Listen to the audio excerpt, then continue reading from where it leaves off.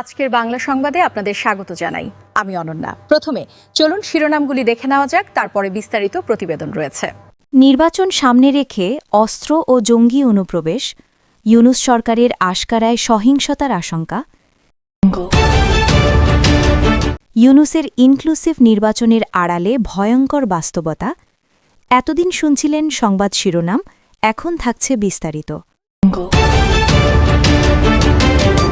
আসন্ন ত্রয়োদশ জাতীয় সংসদ নির্বাচন যত ঘনিয়ে আসছে, বাংলাদেশের ভেতরে ততই ঘনীভূত হচ্ছে একটি অশুভ বাস্তবতা: সীমান্ত দিয়ে অবৈধ অস্ত্র ও জঙ্গি অনুপ্রবেশ। এটি আর বিচ্ছিন্ন কোনো ঘটনা নয়, বরং একটি সমন্বিত নিরাপত্তা ব্যর্থতার ছবি, যা দেশের নির্বাচনকালীন পরিস্থিতিকে ভয়াবহ সহিংসতার দিকে ঠেলে দিতে পারে।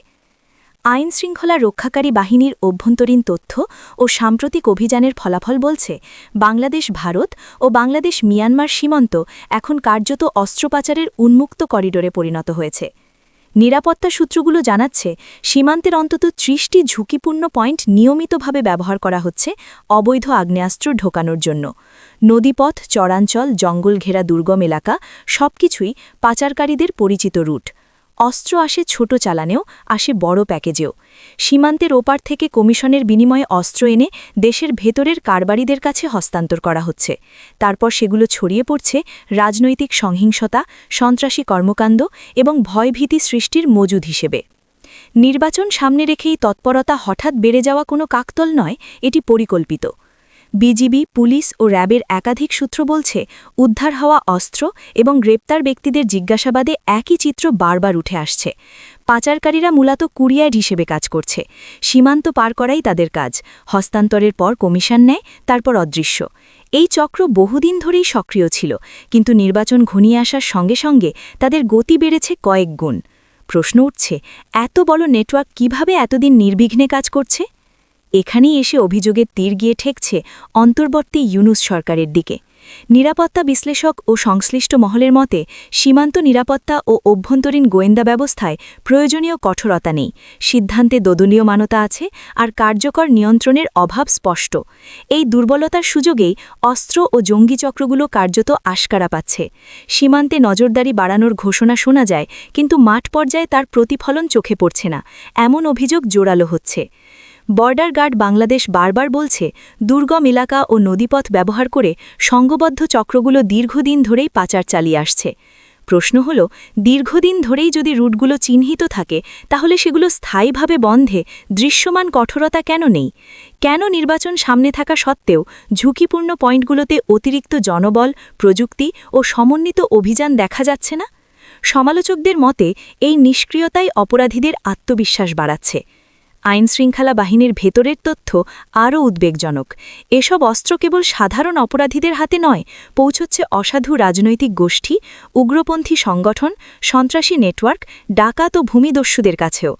নির্বাচনকে কেন্দ্র করে এলাকায় আধিপত্য বিস্তার, প্রতিপক্ষকে ভয় দেখানো, ভোট কেন্দ্র ঘিরে আতঙ্ক তৈরি, সবকিছুতেই এসব অস্ত্র ব্যবহারের পরিকল্পনার আলামত মিলছে বলে ধারণা করা হচ্ছে। অর্থাৎ অস্ত্র পাচার শুধু আইনশৃঙ্খলার সমস্যা নয়, এটি সরাসরি নির্বাচনের বিশ্বাসযোগ্যতার উপর আঘাত। র্যাবের এক ঊর্ধ্বতন কর্মকর্তা নাম প্রকাশ না করার শর্তে স্বীকার করেছেন যে নির্বাচন সামনে রেখে অস্ত্র পাচারের তৎপরতা বেড়েছে। গোয়েন্দা নজরদারি জোরদার করা হয়েছে বললেও তিনি এটাও মানছেন, পরিস্থিতি এখনও পুরোপুরি নিয়ন্ত্রণে আসেনি। এই স্বীকারোক্তি অনেক কিছুই বলে দেয়। যদি নিয়ন্ত্রণে না আসে, তাহলে দায় কার? দায় কি শুধু মাঠের কর্মকর্তাদের, নাকি নীতি নির্ধারণী পর্যায়ে সিদ্ধান্তহীনতার? রাজনৈতিক অঙ্গনে অভিযোগ আরও তীব্র। বিরোধী কণ্ঠগুলো বলছে, অন্তর্বর্তী সরকার সহিংসতার সুস্পষ্ট আশঙ্কা থাকা সত্ত্বেও প্রতিরোধমূলক পদক্ষেপে ব্যর্থ হচ্ছে। বরং এমন একটি পরিবেশ তৈরি হচ্ছে, যেখানে নির্বাচনকে কেন্দ্র করে সংঘাত সহজ হয়ে উঠছে। প্রশ্ন উঠছে, এটি কি কেবল অদক্ষতা, নাকি নির্বাচনকালীন বিশৃঙ্খলাকে ম্যানেজ করার জন্য ইচ্ছাকৃত শৈথিল্য? এই প্রশ্নের উত্তর না মিললে সন্দেহ আরও গভীর হবে। নিরাপত্তা বিশ্লেষকদের মতে সীমান্ত কঠোরতা ছাড়া ভেতরের পরিস্থিতি সামাল দেওয়া অসম্ভব। বাংলাদেশ মিয়ানমার সীমান্তে জঙ্গি সংশ্লিষ্টতার ঝুঁকি নতুন নয়, আর বাংলাদেশ ভারত সীমান্তে অস্ত্র পাচারের ইতিহাস পুরনো। কিন্তু নির্বাচন সামনে রেখে এই দুই ফ্রন্টে একসঙ্গে চাপ বাড়া মানে দেশকে দ্বিমুখী ঝুঁকির মধ্যে ঠেলে দেওয়া। একদিকে অস্ত্র, অন্যদিকে জঙ্গি, দুটো মিলেই তৈরি হতে পারে নিয়ন্ত্রণহীন সহিংসতা। এই প্রেক্ষাপটে দ্রুত এবং দৃশ্যমান পদক্ষেপ ছাড়া বিকল্প নেই বলে মনে করছেন বিশেষজ্ঞরা। সীমান্ত নিয়ন্ত্রণ জোরদার করা, গোয়েন্দা তথ্যের ভিত্তিতে ধারাবাহিক ও দৃষ্টান্তমূলক অভিযান চালানো, রাজনৈতিক পরিচয় নির্বিশেষে সংশ্লিষ্ট অপরাধীদের বিরুদ্ধে কঠোর ব্যবস্থা, এসব না করলে পরিস্থিতি হাতের বাইরে যেতে পারে। নির্বাচনকালীন সহিংসতা একবার ছড়িয়ে পড়লে তা থামানো কঠিন হয়, ইতিহাস সে কথাই বলে। সবচেয়ে বড় উদ্বেগের জায়গা হলো সময়। নির্বাচন সামনে, সময় কম, আর ঝুঁকি দ্রুত বাড়ছে।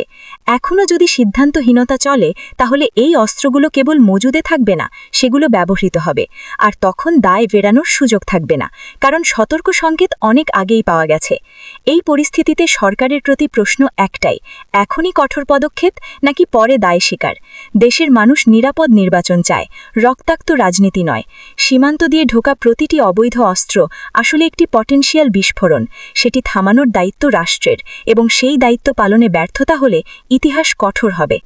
বাংলাদেশের আসন্ন ত্রয়োদশ জাতীয় সংসদ নির্বাচনকে সামনে রেখে একটি শব্দ বারবার উচ্চারিত হচ্ছে, ইনক্লুসিভ নির্বাচন। শব্দটি শুনতে যতটা আশাব্যঞ্জক, বাস্তবতা নিয়ে প্রশ্ন ততটাই ভয়াবহ। এই ইনক্লুসিভ ধারণার কেন্দ্রবিন্দুতে যার নাম ঘুরে ফিরে আসছে, তিনি হলেন ড. মোহাম্মদ ইউনূস। সমর্থকদের কাছে তিনি নৈতিকতার প্রতীক, আন্তর্জাতিক গ্রহণযোগ্যতার মুখ, আর সমালোচকদের চোখে তিনি এখন একটি গভীরভাবে বিতর্কিত রাজনৈতিক প্রকল্পের নীরব পরিচালক। এই ইনক্লুসিভ নির্বাচন আদৌ কী বোঝাচ্ছে? সব দলকে সুযোগ দেওয়া, নাকি সব বিতর্কিত শক্তিকে বৈধতার ছাতা দেওয়া? এই প্রশ্নই এখন রাজনীতি, নাগরিক সমাজ এবং নিরাপত্তা বিশ্লেষকদের আলোচনার কেন্দ্রে। কারণ যেটাকে বাইরে থেকে অন্তর্ভুক্তিমূলক মনে হচ্ছে, তার ভেতরে নাকি লুকিয়ে আছে ভয়ঙ্কর কারসাজি, নিয়ন্ত্রিত অংশগ্রহণ এবং পূর্বনির্ধারিত ফলের রূপরেখা। সমালোচকদের দাবি, ইউনূসের নেতৃত্বে বা প্রভাববলয়ের ছায়ায় গড়ে ওঠা অন্তর্বর্তী ব্যবস্থার সবচেয়ে বড় কৌশল হল নির্বাচনকে অন্তর্ভুক্তিমূলক বলে উপস্থাপন করা। কিন্তু সেই অন্তর্ভুক্তির মানদণ্ড নির্ধারণ করা হচ্ছে অত্যন্ত বাছাই করা উপায়ে। কারা থাকবে, কারা থাকবেন না, কারা মাঠে সক্রিয় হবে, কারা পর্যবেক্ষক সেজে পরিস্থিতি নিয়ন্ত্রণ করবে, সবকিছুই নাকি একটি নির্দিষ্ট রাজনৈতিক লক্ষ্য সামনে রেখে সাজানো হচ্ছে। এই লক্ষ্য কী, সেই প্রশ্নের উত্তরে সমালোচকদের ভাষা আরও কঠোর। তাদের মতে এই ইনক্লুসিভ নির্বাচনের সবচেয়ে বড় সুবিধাভোগী হতে যাচ্ছে জামায়াতপন্থী ও উগ্রবাদী রাজনৈতিক বলয়, যাদের ৭১-এর ভূমিকা, যুদ্ধাপরাধের ইতিহাস এবং রাষ্ট্রবিরোধী অবস্থান বাংলাদেশের রাজনৈতিক ইতিহাসে স্পষ্টভাবে নথিভুক্ত। অভিযোগ উঠছে, ইউনূস সরকারের নীরব সমর্থন ও কৌশলগত প্রশ্রয়ে এই শক্তিগুলোকে আবার মূলস্রোতের রাজনীতিতে বসানোর পথ তৈরি করা হচ্ছে। এই অভিযোগকে হালকাভাবে দেখার সুযোগ নেই বলেই মনে করেন অনেক বিশ্লেষক। কারণ ইনক্লুসিভিটির নামে যদি আদর্শিক প্রশ্নকে পাশ কাটানো হয়, তাহলে সেটি আর গণতন্ত্র থাকে না, হয়ে ওঠে ক্ষমতার সমীকরণ। গণতন্ত্রে অংশগ্রহণের অধিকার সবার থাকলেও রাষ্ট্রবিরোধী ইতিহাস ও সহিংস মতাদর্শকে বৈধতা দেওয়ার প্রশ্নটি আলাদা। সমালোচকদের মতে ইউনূস মডেলের ইনক্লুসিভ নির্বাচন এই সীমারেখাটিই ঝাপসা করে দিচ্ছে। আরও গুরুতর অভিযোগ উঠছে নির্বাচন পরিচালনার কাঠামো নিয়ে। নির্বাচন কমিশনের নিরপেক্ষতা, পর্যবেক্ষক নিয়োগ, এনজিও সম্পৃক্ততা, সবখানেই নাকি একটি অদ্ভুত সামঞ্জস্য দেখা যাচ্ছে। প্রশ্ন উঠছে, কেন হঠাৎ করে নামসর্বস্ব ও প্রশ্নবিদ্ধ এনজিওগুলোকে বিশাল সংখ্যক পর্যবেক্ষক নিয়োগের অনুমতি দেওয়া হচ্ছে?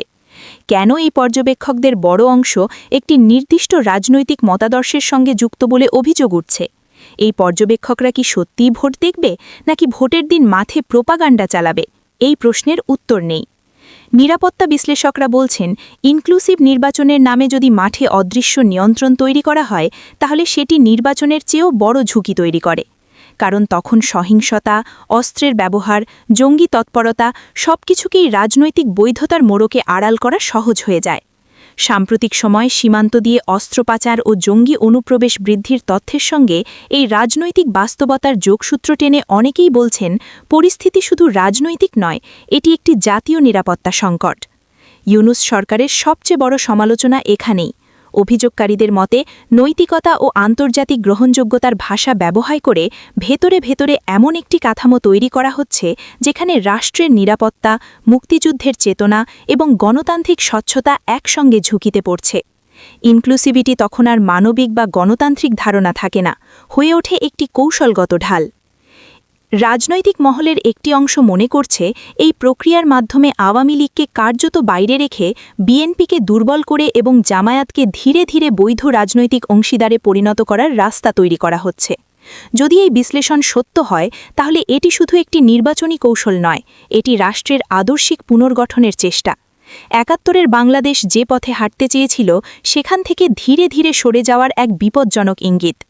অন্যদিকে ইউনূসের সমর্থকরা বলছেন এসব অভিযোগ রাজনৈতিক উদ্দেশ্য প্রণোদিত। তাদের মতে ইনক্লুসিভ নির্বাচন মানেই সহিংসতা কমানো, সব পক্ষকে কথা বলার সুযোগ দেওয়া এবং আন্তর্জাতিক চাপ কমানো। কিন্তু সমালোচকরা পাল্টা প্রশ্ন তুলছেন, সহিংসতা কমানোর নামে কি ইতিহাসের সঙ্গে আপোষ করা যায়? আন্তর্জাতিক চাপের কথা বলে কি দেশের ভেতরের আদর্শিক লাল রেখা মুছে ফেলা যায়? এই বিতর্কের সবচেয়ে বড় ভুক্তভোগী হয়ে উঠছে সাধারণ ভোটার। ভোটারদের কাছে এখন নির্বাচন মানে উৎসব নয়, বরং আতঙ্ক। কে মাঠে নামছে, কারা অস্ত্র মজুত করছে, কারা পর্যবেক্ষকের ছদ্মবেশে কাজ করছে, এইসব প্রশ্নের মধ্যে ভোটার আস্থা হারাচ্ছে। গণতন্ত্রের সবচেয়ে বড় শক্তি যেখানে জনগণের বিশ্বাস, সেখানে এই বিশ্বাস ভাঙা মানেই পুরো প্রক্রিয়ায় দুর্বল হয়ে পড়া। বিশ্লেষকদের মতে ইনক্লুসিভ নির্বাচনের নামে যদি এই সন্দেহ, ভয় ও কারসাজি চলতে থাকে তাহলে ফল যাই হোক না কেন সেই নির্বাচনের বৈধতা প্রশ্নবিদ্ধ হবে। আন্তর্জাতিক স্বীকৃতি পেলেও অভ্যন্তরীণ গ্রহণযোগ্যতা ছাড়া কোনো সরকার টেকসই হয় না। বাংলাদেশের ইতিহাসই তার প্রমাণ। সবচেয়ে ভয়ঙ্কর বাস্তবতা হল এই পুরো প্রক্রিয়া যদি সত্যি নিয়ন্ত্রিত হয় তাহলে ভবিষ্যতে যে সরকারই আসুক না কেন তারা একটি গভীরভাবে বিভক্ত, সন্দেহগ্রস্ত এবং নিরাপত্তাহীন রাষ্ট্রের দায়িত্ব নেবে। ইনক্লুসিভিটির মুখোশ খুলে গেলে তখন দেখা যাবে গণতন্ত্র নয়, বরং ক্ষমতার একটি নতুন সমঝোতা প্রতিষ্ঠিত হয়েছে।